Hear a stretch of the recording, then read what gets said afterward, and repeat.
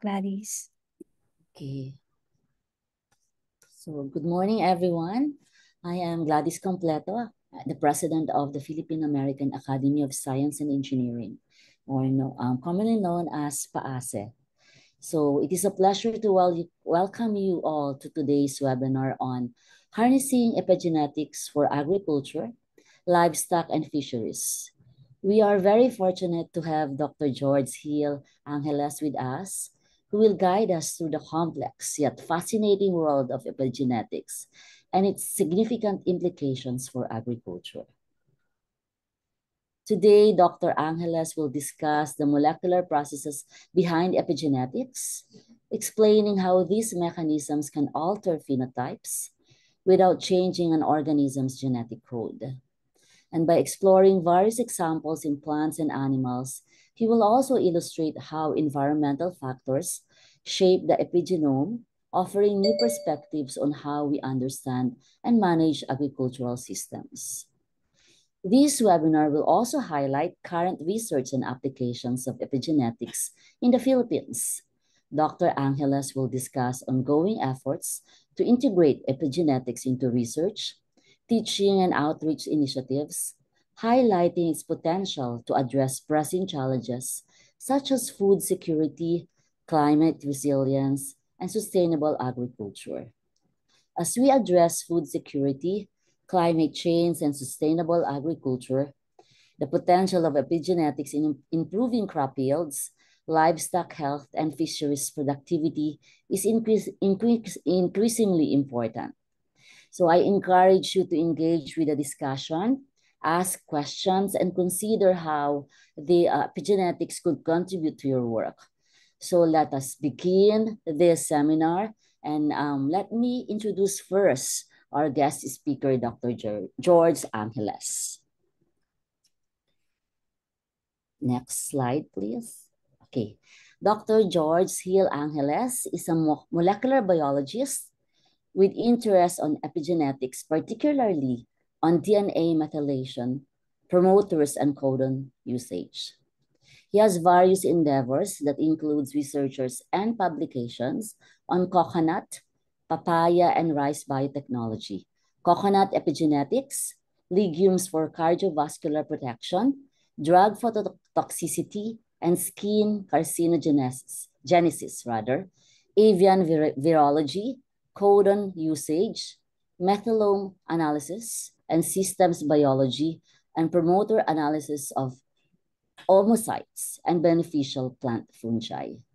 He also obtained additional training on transgenerational Arabidopsis epigenetics. He is a member of graduate advisory committees to several MS and PhD students and serves as technical advisor to many undergraduate thesis students. He currently has projects exploring the possible DNA methylation cues significant to the adaptation of the sole freshwater Sardinella tawilis to its present freshwater environment. He also teaches graduate courses on bioinformatics and epigenetics. He is affiliated with several professional organizations, and he is currently the ex officio member of the Philippine Society of Biochemistry and Molecular Biology, Southern Luzon chapter. Without further ado, let us all welcome Dr. George Hill Angeles. TV? Thank you, Ma'am Gladys, for the invitation and for your interest in this topic. We welcome everyone. Good day from those in Asia, while for us in the US, good evening po. I would like to share my experiences and knowledge on this very novel field, epigenetics, to you. And so hopefully we can have discussions on the topic, and maybe it might be interest to you as a novel lens to understand molecular biological processes. So I'll just share my slide. Right. Sorry. So basically we know the traditional flow of biological genetic information, that the DNA and the genes get transcribed to RNA, which are more mobile molecules, which are then further visualized as phenotypes through proteins. But in the advent of novel sciences over the past few years, sorry, before we go with that, uh, we study these molecules in toto in the omics realm. For DNA, it's genomics. For understanding RNA, it's the transcriptomics world. And then for proteins, it's the proteomics world. However, going back, um, over the years, novel lenses and fields have cropped up, and this basic model of the central dogma of molecular biology has changed a little bit now. So for instance, studying the entirety of metabolites in a system is called metabolomics, while my field, epigenetics, sits between how the DNA is converted into RNA, because this is the field um, wherein the molecular mechanisms that control how the DNA is turned on or off to affect transcription is studied. And so the outline of the talk is I'll define the basic concepts of epigenetics and then provide some classic examples, particularly for agriculture, livestock, and fisheries, because this is the thrust of my organization. Mind you, um, the field that has the biggest movement really on epigenetics is on health, but not much on agriculture, livestock, and fisheries. We go into how the epigenome changes as a response to stress, so that the organism can adapt to such stress. And then lastly, I'll paint a picture of where epigenetics is in the Philippines. So epigenetics is not something new. It has been there since the 1940s, but the field itself has really ballooned and blossomed over the past maybe 15 years or 20 years. It is presently defined as understanding the molecular changes that may or may not be inherited without altering the underlying DNA sequence, causing phenotypic changes. Much like developmental biology, it is highly dynamic throughout life, so it changes spatially and or temporally. In the classic system, we ascribe changes in the phenotype because of changes in the DNA sequence because of mutations. However, for epigenetics, we look at subtle changes on chemical modifications on these bases, such as methylation of cytosines um, that may be like this in red pattern, or maybe blue in pattern. And as you can see, there are subtle changes in how the methylation is placed on cytosines that can have a change in the phenotype. So there are 6 molecular mechanisms governing epigenetics. The first one is chemical modifications of nucleic acids. The chief chemical modification that is studied for eukaryotes is 5-MC. I see a lot of people from the microbiology world. The analogous system to that is 6-MA, methylation at the 6 carbon of adenosine.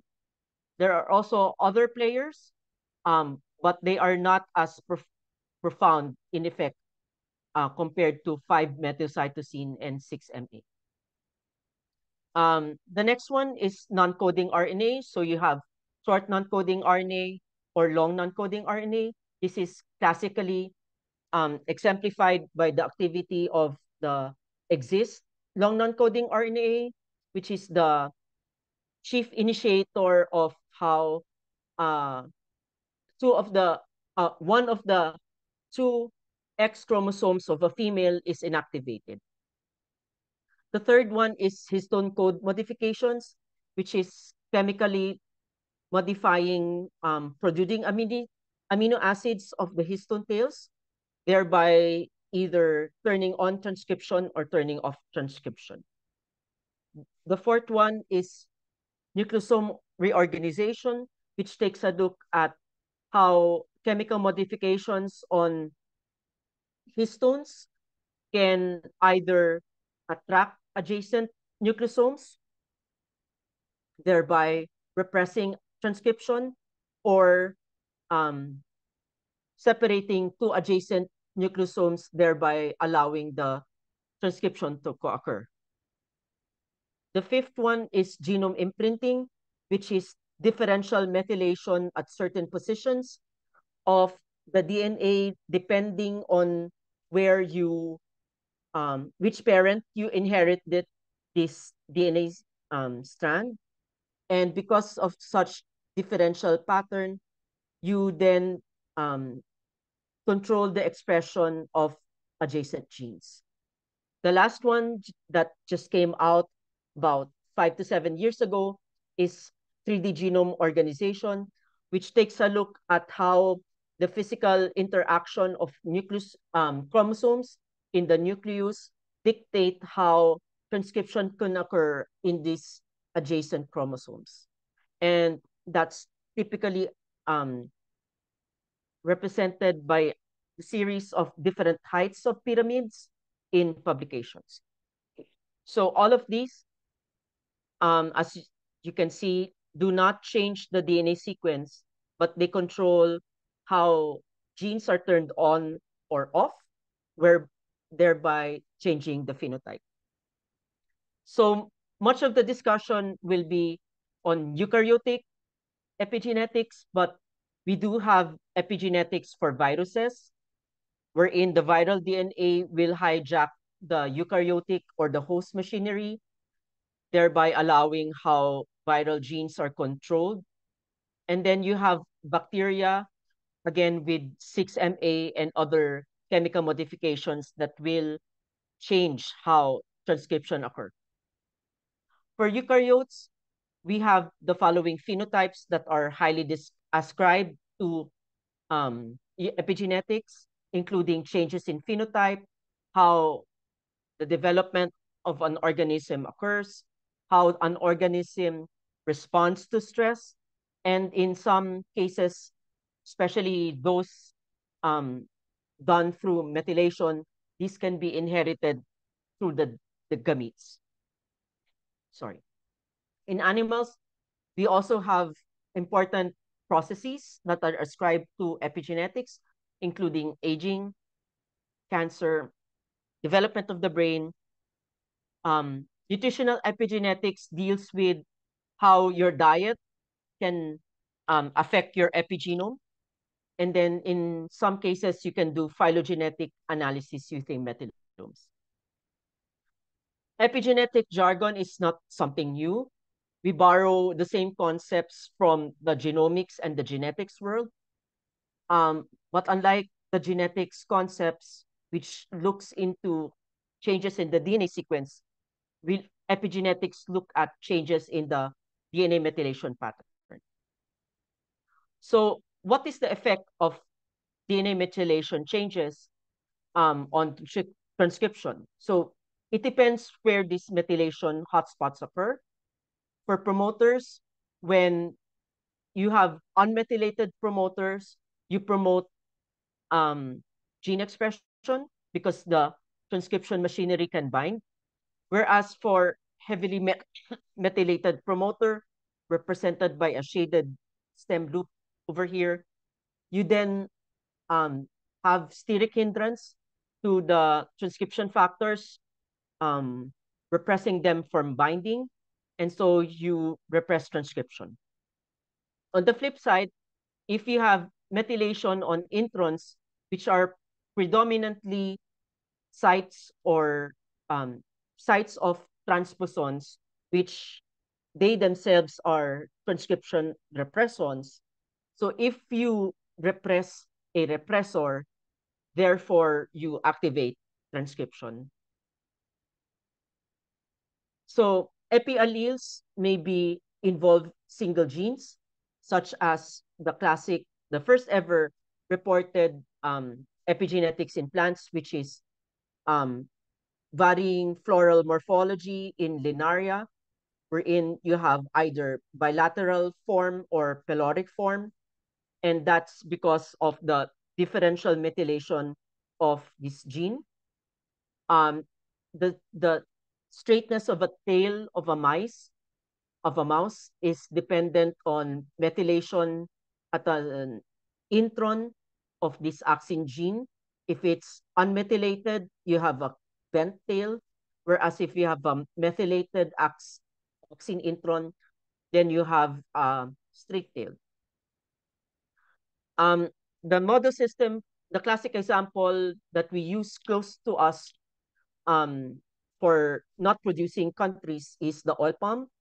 And it has been shown that differential methylation of intron in defensin 1 leads to, if it's hypermethylated, leads to um, productive nuts. This is oil palm, which is a close relative of coconut. How, sorry. However, if it's hypomethylated, the nuts shrink and they become unproductive, and you call that the mantled phenotype. Although the mantled phenotype is about 5% in probability, but if you look at it from a plantation point of view, that is actually 5% loss in economic value. So has been the classic example for describing the mantled phenotype. However, in 2023, it has been shown that long non-coding RNAs actually also participate in the differential methylation of this intron. The classic example of epigenetics in livestock is the Callipyge phenotype, wherein you have higher, bigger butts of livestock, including sheep, pigs, and cattle. This leads to higher meat and fiber and higher protein, but is a very high probability um, occurrence of a phenotype, because you will only produce the Callipyge phenotype if you have a mother that carries the normal allele, while the father will have the mutated allele. And that mutation is a change from adenine to guanine, and that Callipyge gene actually resides in a cassette, which is involved in growth and development. Because of the hypomethylation of the paternal side, it leads to increased expression of the adjacent um, non-coding RNA, which then increases growth and development. Therefore, you have the Callipyge phenotype, or the characteristic bigger butts. Not only do you have epigenetics at play in single genes, you can also have epigenetics at play for traits that are controlled by multiple genes. So we borrow the concept of quantitative genetics in this manner. So we call these epiQTLs, analogous to QTLs. So this is the graph for Arabidopsis. And so several traits are such as flowering time, height, and fruit size are controlled by more than one gene, more than one QTL. Again, as mentioned, some of these epigenetic marks are inherited, particularly those that are based on methylation. So you see that in plants and in animals as well. So we call this the grandparent effect. What is how the grandfather is exposed to the environment, or can the subsequent phenotype may not appear in the parent, in the F1, but may appear in the F2, F3, F4. For instance, in my sperm, there are reports of methylation marks until F7. For the classic example of how famine affects humans, we see the effects until F3, F4. For plants, we actually, and I'll describe this later, I think my experience is until F5. So it is transgenerationally inherited. So when we look at papers now, we don't just see genomic aspect, which is the reference gene here. You don't see also only the transcriptomic side. We now see papers that integrate these different epigenetic values in, such as histone code modification tracks on nucleosome organization, and 3D genome organization, and my favorite will be 5-methylcytosine changes. So now we look at science in this manner, and we see phenotypes ascribed to not that, again, not only changes in the genome and the transcriptome, but also changes in the epigenome as well. So organisms are always exposed to the environment, so they are always stressed, whether internal or external.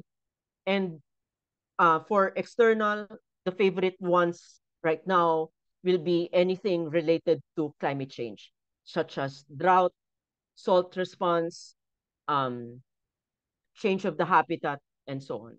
So all of these stressors will elicit a response, an epigenetic response from the organism, thereby allowing the organism to respond to such stressors or prepare itself for subsequent stressors, such as in plants, and maybe even, if favored for the organism, may be inherited throughout generations.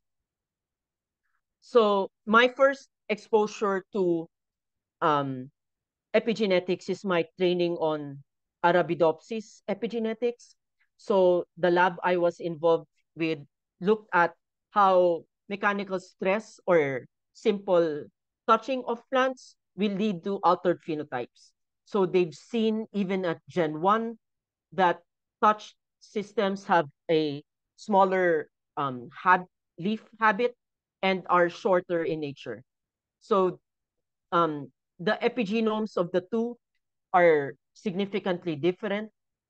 And I entered the picture that they showed this phenotype even at Gen 4, leading into Gen 5. So I was doing seeding work for Gen 5 seeds. Um, the PhD student I shadowed actually saw that such mechanical stress plants are actually more protected against plant pathogens compared to the untouched ones. And he has shown that several genes were upregulated, including those that are classically involved in plant defense systems. So we also look at epigenetics in terms of how an organism adapts to these stressors. And normally, again, it should be quick. The organism should have a fast molecular mechanism to adapt to, to such stressors compared to a slower response through the genomic change. And in both cases, regardless, whether it's epigenetic change or genomic change, this will allow the organism to adapt to the environment. Actually, it has been shown that you have a higher rate of epigenome modifications, and these modifications are actually faster and the first thing to come up versus genomic change, which will allow the organism to adapt to the new environment or the stress. We apply that to my program, which the project that I'm involved in, which is looking at how Esta Willis was able to adapt to the freshwater environment of Taal. The ancestor population of Esta Willis can freely go back and forth between the South China Sea, the Balayan Bay, which is um, um, salty or brackish water. But with the eruption of Taal in 1700s, this closed this channel, and then the Taal Lake slowly became changed from saline to fresh water, and so the organisms contained therein has to quickly adapt to the freshwater environment of Taal.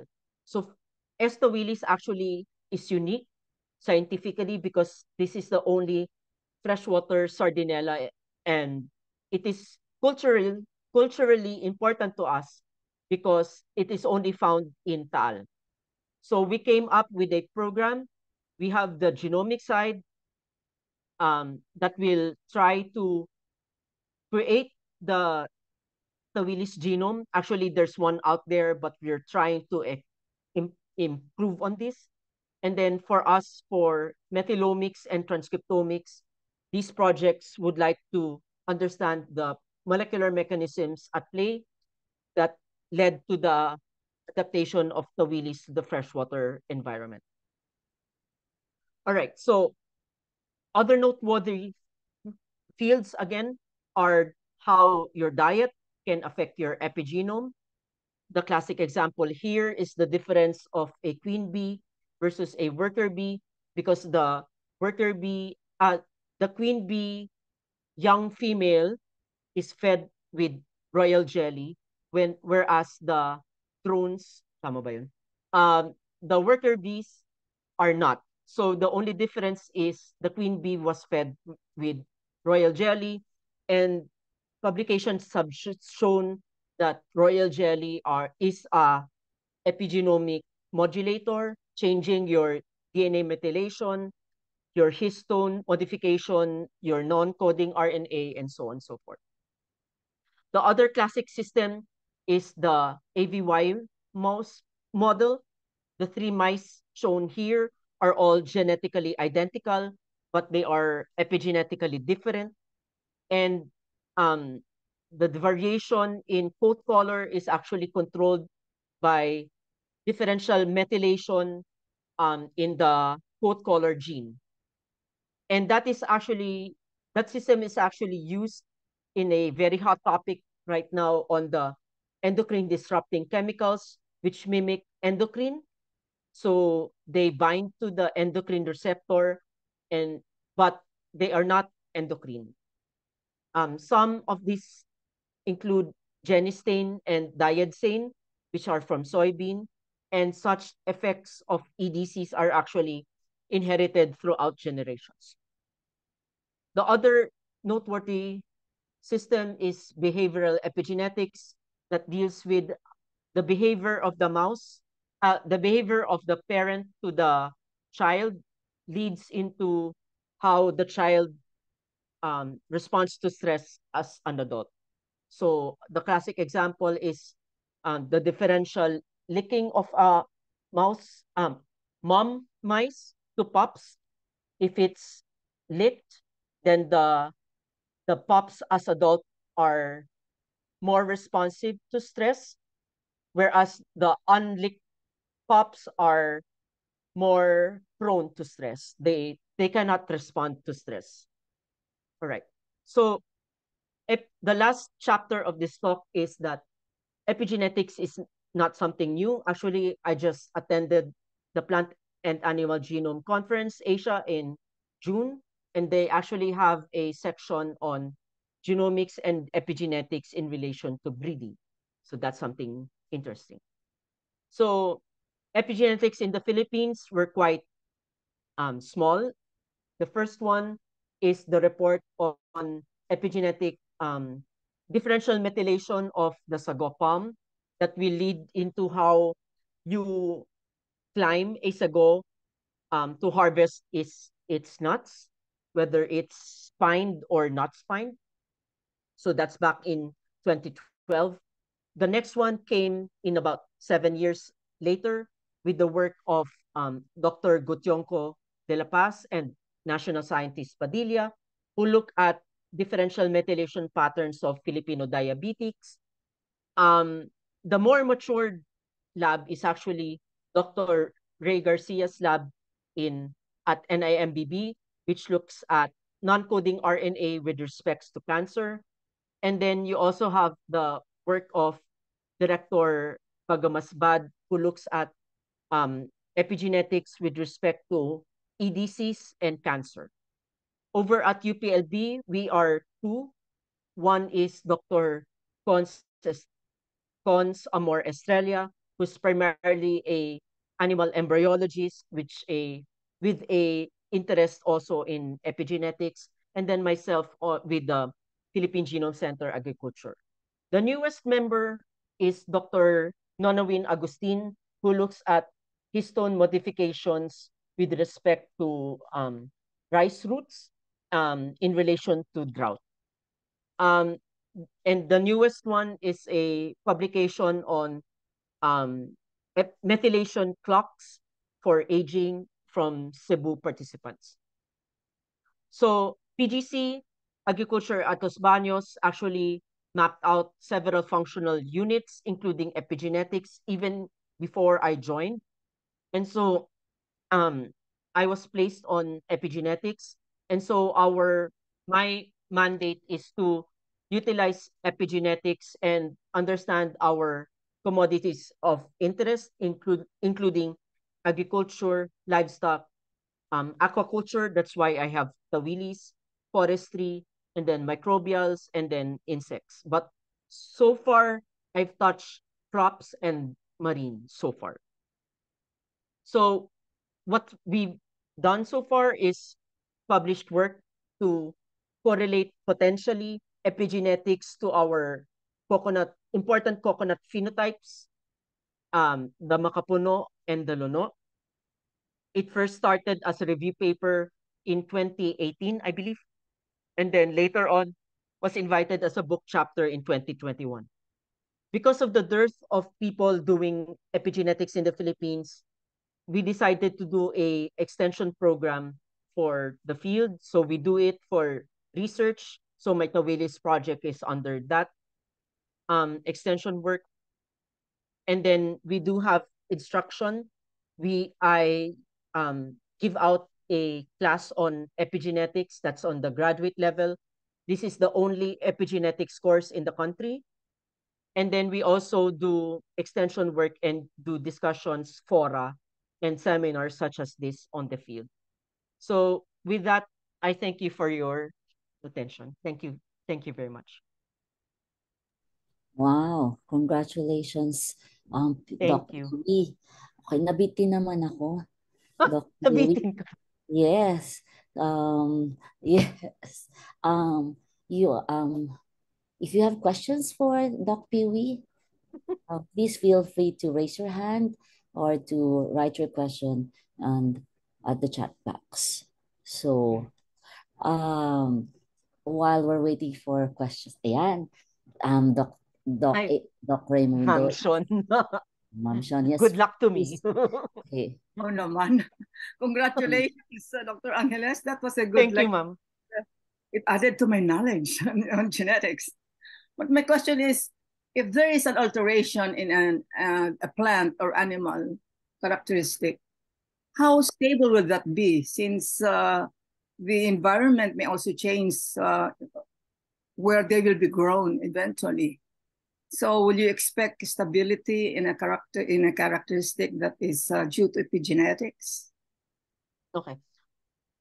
While the organism in question is in place in such stress, so the epigenome will be stable. However, when you remove the stress, the epigenome will revert back. Or even if the organism favors the epigenomic mark, then it could be stable in nature, and it could lead into stable inheritance, ma'am. I'm just wondering whether, when we grow microbes, those that are resistant to antibiotics, we always tell microbiologists to always put antibiotics in their medium. Yes, I'm wondering if it's a epigenetics type of requirement to stabilize the the resistance of that organism to the antibiotic. You Mm. think so? Yes, ma'am. Ang microbes kasi, ma'am, is very fast ang generation time. Right. So, the epigenome has changed, and because of the quick generation time, that can actually become more stable and become more integrated into the genome as mutations na po. Okay, so Mas it's slower po sa eukaryotes, ma'am, like plants and animals. Mas mabilis ang epigenomic marks. Mas kita mo siya kesa mas stable na genetic inheritance po. Sa bacteria po, mas mabilis yan. Okay, I'll let others make their say. Thank you, Phoebe. I hope I address the question Yes, po. yes, very good. Yes, Thank you, ma'am. thank you, ma'am. And just before I call on Doc Myra, just a follow-up question about that. Yes, it was very interesting. Kaya nga sabi ko, bitin, Piwi. Okay, bitin yung lecture. Can we have a part 2 on epigenetics? Okay, so, yeah, so maybe it's also, so yung for TB naman, right? May mga XDR TB and then MDR TB. Do you think that's also due to epigenetics? Yung mga, Kasi, the ma'am, resistance we're rates. still talking of the microbe world. So, maliit yung window ng epigenomic change. Tapos biglang malaki na yung window ng genetic inheritance.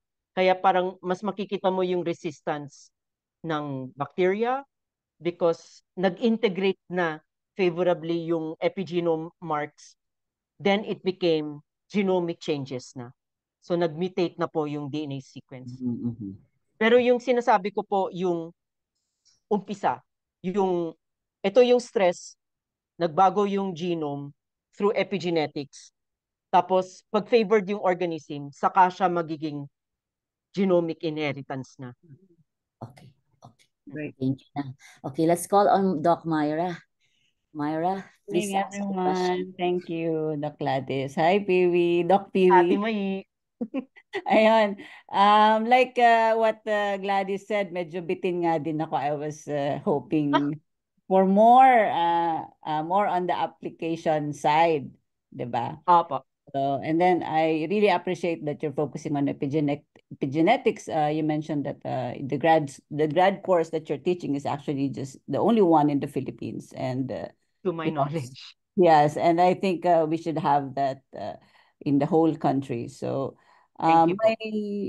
my question is more like I said, it's not something that everyone is doing. I mean, everyone means the state universities.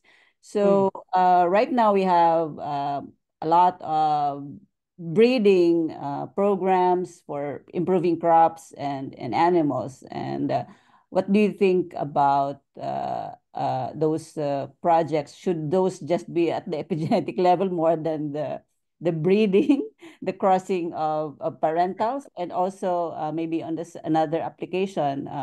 I think Dr. Padilla and her group are working on epigenetics application for diabetes, something like that. Yes po.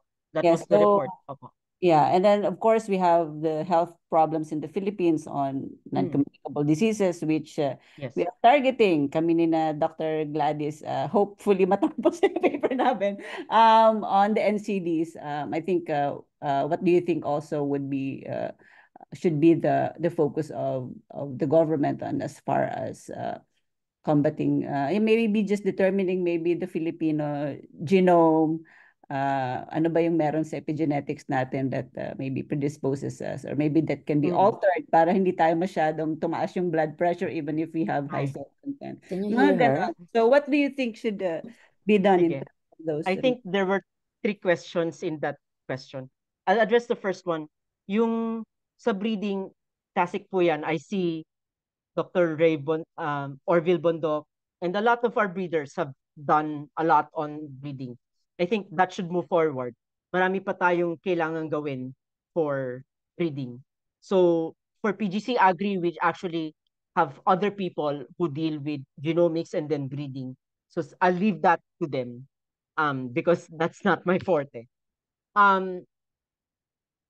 epigenetics can play a role for, I think ang nakikita ko lang for the Philippines for agriculture and food security is climate change. Anything to do with climate change, we can start to do proposals on using epigenetics as a novel lens to understand, okay, hindi nagbabago si plant, pero nagre-respond si plant. So, anong epigenomics ang nangyayari kay plant dahil walang water, mataas ang salt? We actually have a proposal, matagal namin ginawa, for sugarcane, but it has never seen the light of day in terms of moving forward. I've actually was the program leader for that, pero we've shopped it around. There were some positive notes, pero parang hindi natuloy siya for implementation for one reason or another. So it's still shelved. That's actually covering the entire PGC Agri system. PGC Agri unit ng LB. So we're waiting for funding opportunities for that. Tapos ano yung isa? Yung Filipino. Actually, there is a trust, not with Agri, with PGC system. To have to map the Philippine reference genome. Kasi ang reference genomes natin is not Philippinized. So they are embarking sila ano po, ED, Executive Director Lakbawan.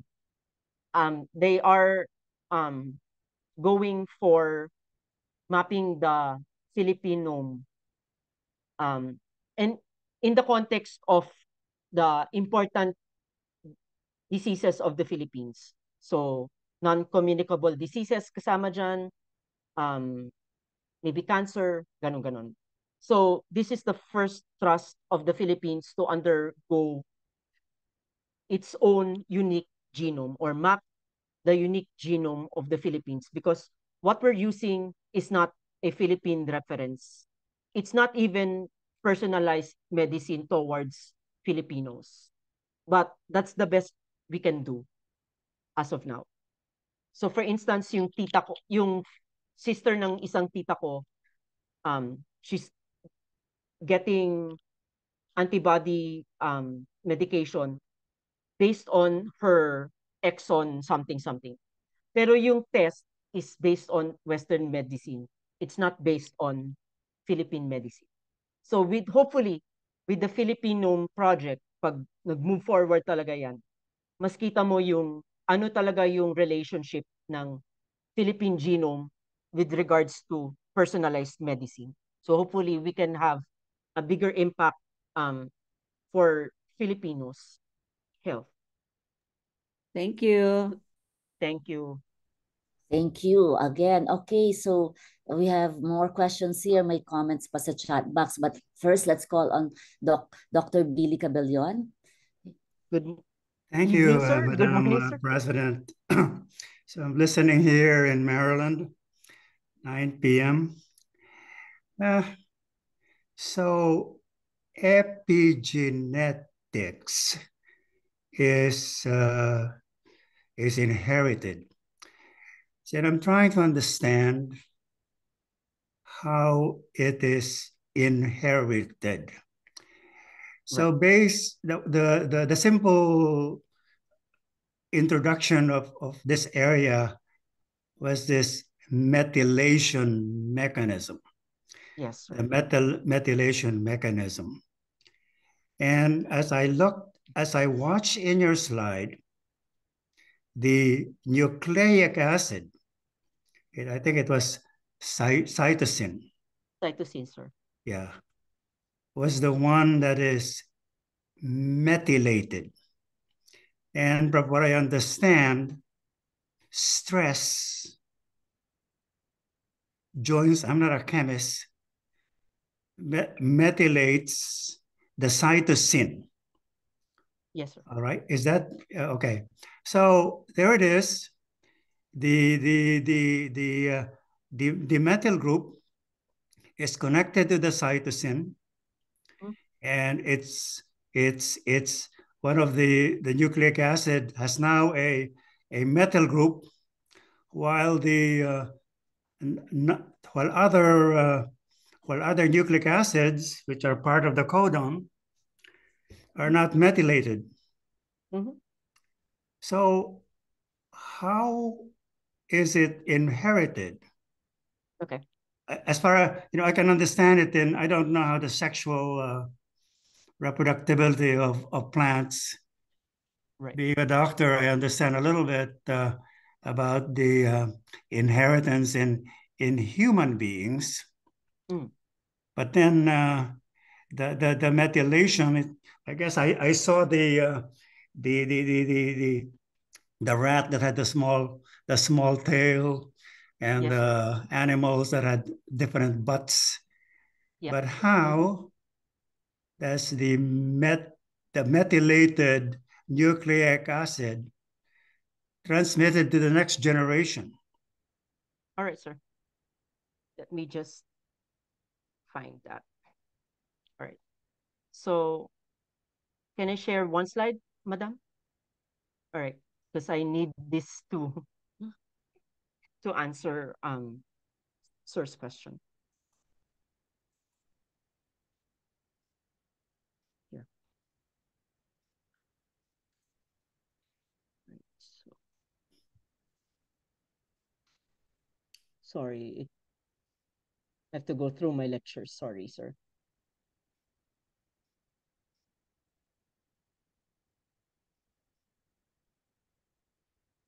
Where is it? I apologize.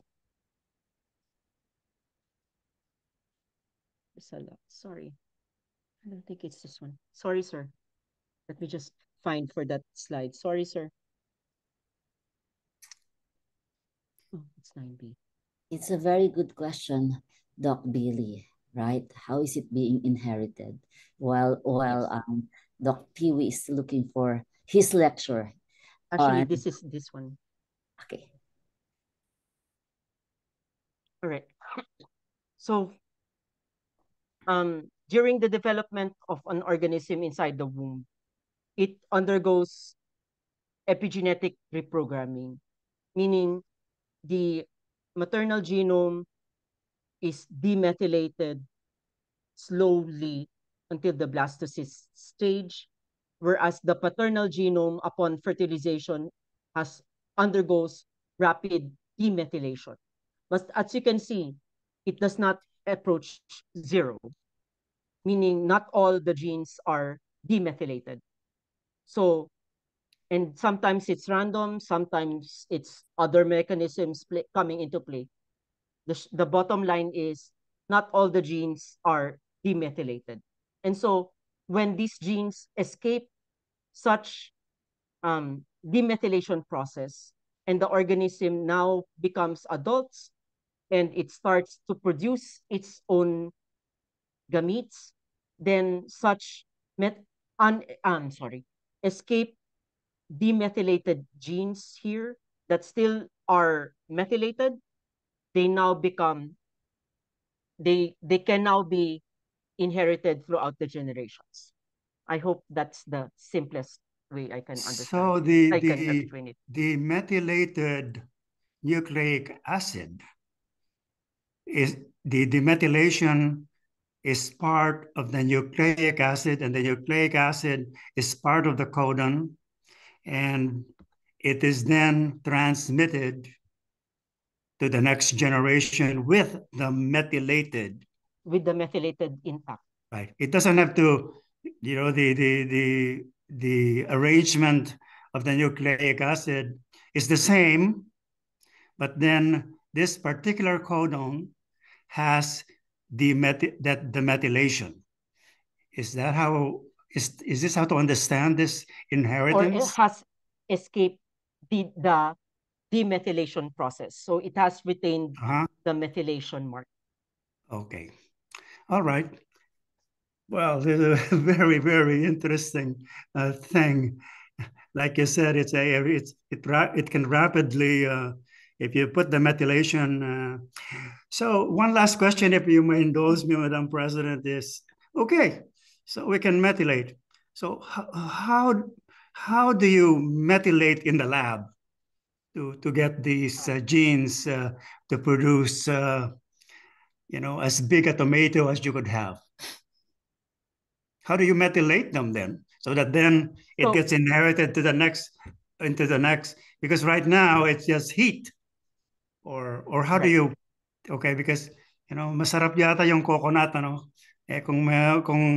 kung methylated lahat yung coconut na masarap sa Pilipino, they okay, but how do you do it? Right. Okay, thank you. So I'll explain it in two ways. One is in vitro, meaning you grow the cells in a lab, in a petri dish.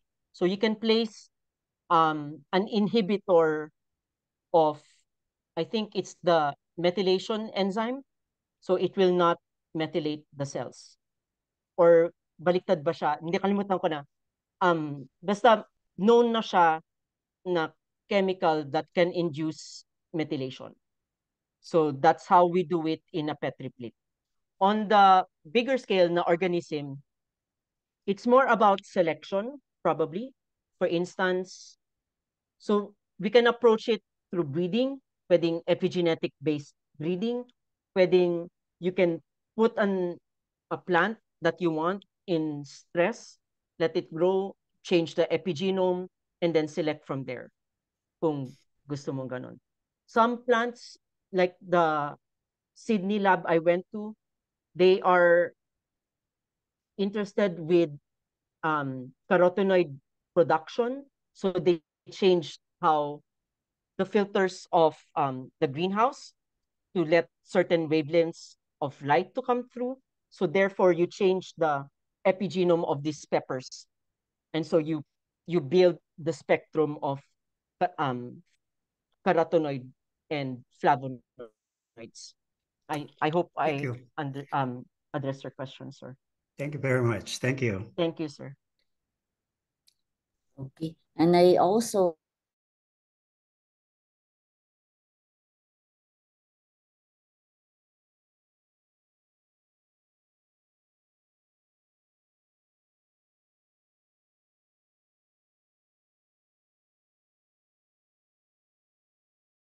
Po.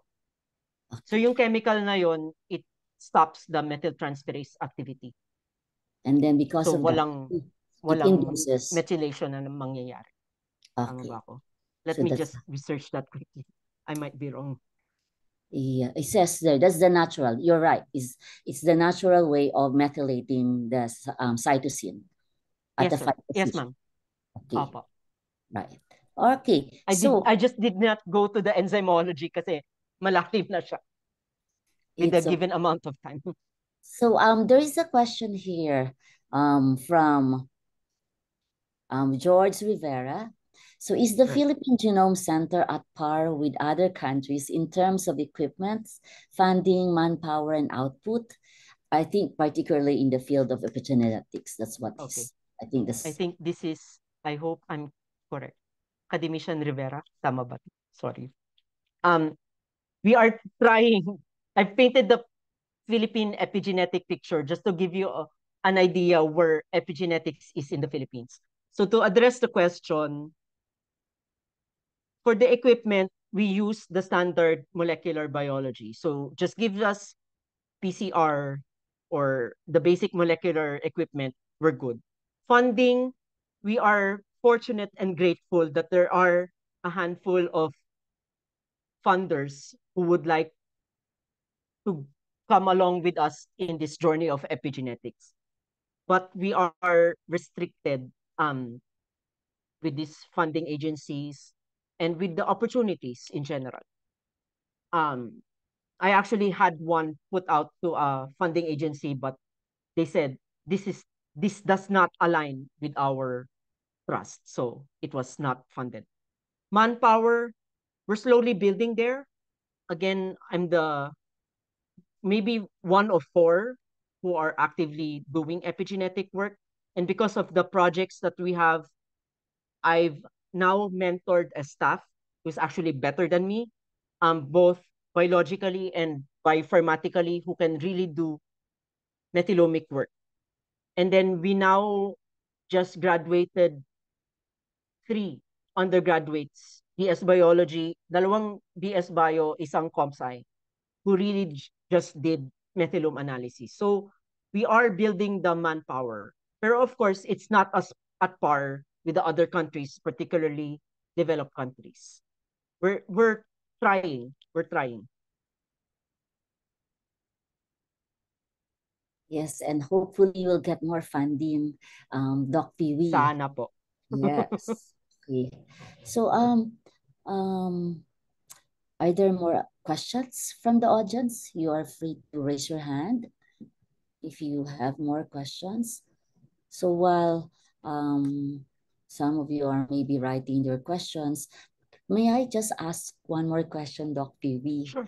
Sabi ko nga, nabitin ako. Can you elaborate more about your Tawilis project? Is it still ongoing or your Tawilis? It is. Yes, and then you mentioned that Tawilis was able to adapt, right? Na it can survive in the fresh water, tama? Fresh Tama. water. So Yes. can you just give us the big picture? What was really the goal of your project in the Tawilis Right. project?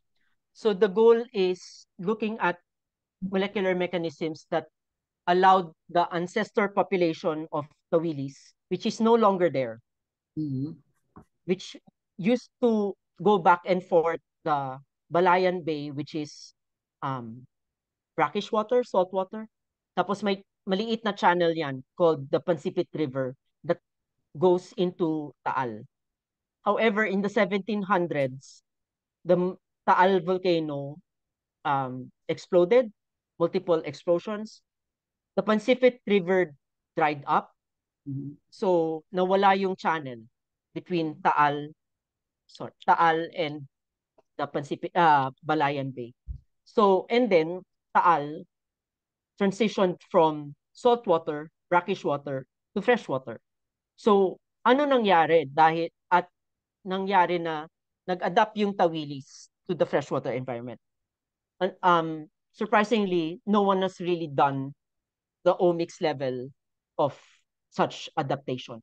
So that is the pioneering effort of our group, PGC Agriculture and Biosci researchers, to hopefully address why it transitioned that way and adapted. So I do the methylomic side, another team does the transcriptomic side. And then one independent group is looking at the proteomic side. That's at UP Diliman. So hopefully mabuo namin yung kwento from genome, epigenome, transcriptome, proteome. Okay, yes. If I may, that is a very interesting question, if I may, because, where are we going? I just understand that the Taal is heating up. And then, as I understand it, that they're going to lose the Tawalis sardines because of the temperature.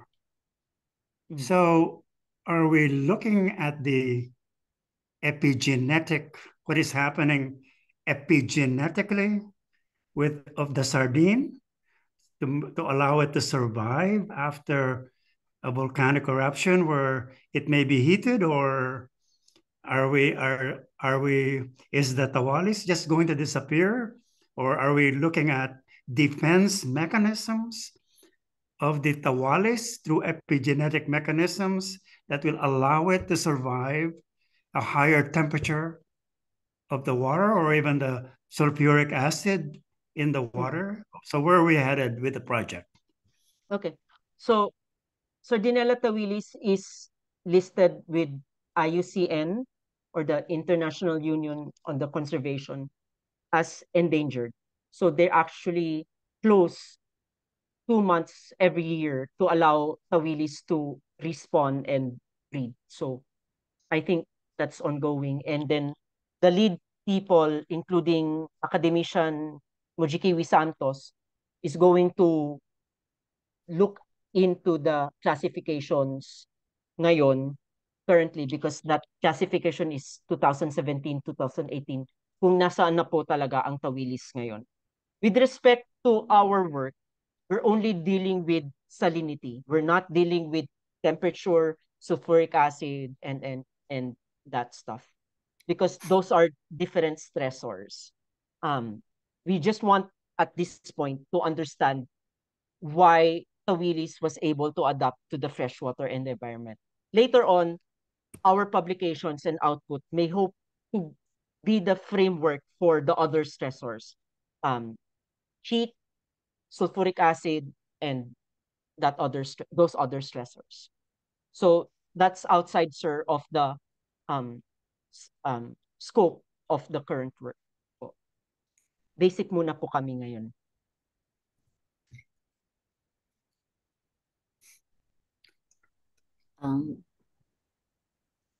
Is that okay, Doc Billy? And hopefully, yes, and very interesting topic. Yes, it is. So I will invite you again, Doc Pee. I want just all about the Tawilis because it's pwede really, po. yes, because Pwede it's po. very delicious. It's endemic, so we have to protect and it. you can only find it around Taal. It does Yes, not go away from Batangas in terms of market. So hopefully they will be able to adapt and still survive even with a high temperature. And then somebody might want to study on that as well. Okay, we have another question from Dr. Asuncion, Ma'am Sean. Are you still there? Yes po, si Ma'am Sean nandiyan po. Yes. I was muted. Okay.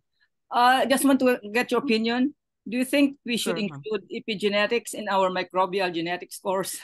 As you said, the generation time of microbes are so short that by the time that the epigenetics will exert their effect, it might have already been incorporated possibly into their genome. That is already genetics, no longer epigenetics. What do you think? No longer epigenetics po. Opo. Yes, what do you think? Yes, ma'am. You can put in there kung gusto niyo po ng micro 130, 230. Pero po ang mundo ng microbial epigenetics is so much different from eukaryotic epigenetics, which I'm more familiar with.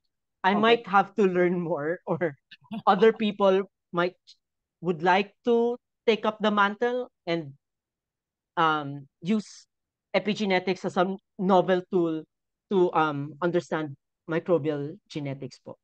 Yes, you're feel free, ma'am. Go for it, ma'am. Okay, thanks, Pee. Thank you po.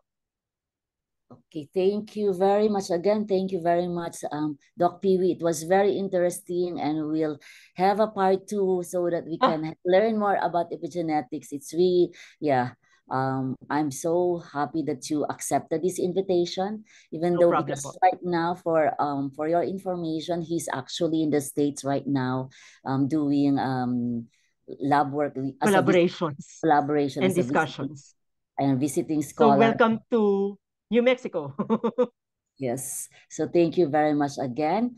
So this is the first webinar after our annual PAASE meeting and symposium, which was held last July 13 to 22. So where everybody's so excited. So let me just remind everyone that PAASE actually conducts webinars monthly, every month.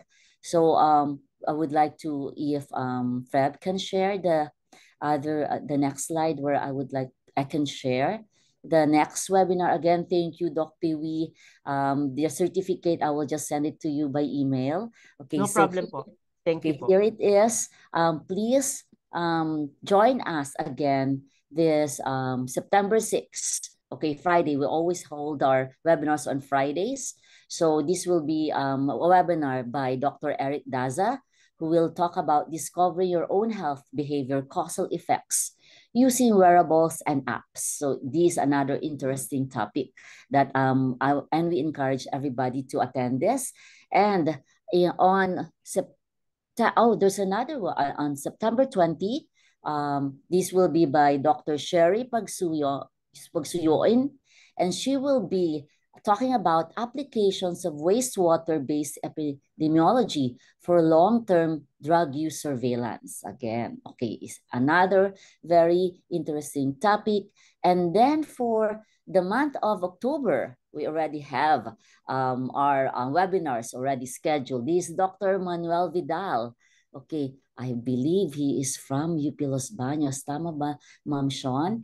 The development of a placenta on a chip model to evaluate the effects of endocrine disrupting compounds in inducing acute placental dysfunction. O, very related yung dalawang talks. Is there another one for October? That's it. Or yes, I think we will have another one from Dr. Irineo Lit, right? We just don't have the title yet. Yes. Okay, so please don't forget these dates. And before we end this, we would like to invite everyone to please turn on your videos, your camera, so that we can have a photo op. Okay, but first, eto muna, si Doc Piwi siguro. Do we have a picture with him? Just him. Okay, and then after that with everybody. Okay po. 1, 2, 3, smile. Page 1 po. 1, 2, 3, smile. Page 2. 1, 2, 3, smile. Done na po. Thank you. Again, thank you very much. Thank you I po. hope you learned a lot. I really Thank you learned a very lot from Doc much. Piwi. Oh my gosh, Piwi ha, may part 2 tayo for this. Okay. Sige po. So, and may dumarating pa. Again, thank you, Piwi. Huwag mo kami bitinin. No, next time. Okay. Thank you. Maraming salamat. When are you coming back? I come back officially to the campus September 9. Okay. All right. Thank you again. Bye, everyone. Bye. Thank you. Thank you po. Bye, thank you. Thank you, ma'am. Na-picture lahat, ano? Bye, Piwi. Good night na. What time is it? Oh, still early. It's just 8:15, so it's okay. Okay. Bye. I'll email you. I might ask you to to purchase something for me. And then, Sige po. Pero pasanfo na po ako ng weekend. So, where are you I'll going? get it there. San Francisco? So, starting this weekend, I now go to San Francisco. And for then the rest of the from week. San Francisco to Philippines. When is it? Until Wednesday po. Until Wednesday ako sa San Francisco. September ano yon? September 4. September 4. So I arrived the Philippines September 6. I see. Okay, I'll send you an email kasi baka pwedeng ma-deliver. Okay? It's for a project. Okay, thank you very much. Okay, Thank you po. Okay, bye. Thank you again. Bye po.